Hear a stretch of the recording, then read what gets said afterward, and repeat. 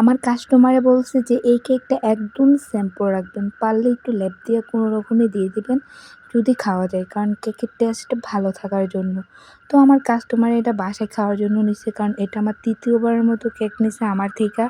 তো আমার কাস্টমার বলল যে একবারে কোনো রকম স্যাম্পল কোনো কালারফুল কিছু না দিয়ে আমাকে কেকটা দিয়ে দিবেন। তো আমিও ভাবলাম কি একটা নতুন ডিজাইন করা যায়, কারণ তারপরে আমি স্যাম্পলের মধ্যে একটু হালকা করে ফুল দিয়ে দিলাম। কারণ আমার কাস্টমার বলছে, "আপনি এটা না দিলেও পারতেন, আপনি একটু কোনো রকমে লেপ দিয়ে দিলেও চলতো, কারণ এটা আমি বাসায় খাওয়ার জন্য নিছি।"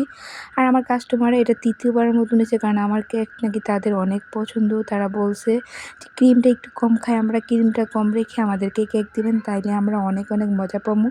তো এখানে কিন্তু আমি সুন্দর করে ২ টা কেক বানাইছি। আগেরটা আমি ভিডিও করে নিই আর এইটা। তো ওইখান থেকে একটু কালার বেঁচে গেছিলো। তারপরে আমি এটা হালকা এই যে একটা পিঙ্ক কালার মধ্যে রাইখা, তারপরে এখানে একটু ছিল বেগুনি কালার হালকাটা, ওইটা দিয়ে খুব সুন্দর করে ডেকোরেশন করে দিছি। কেকটা কেমন হয়েছে তোমরা অবশ্যই কমেন্ট করে জানাবে।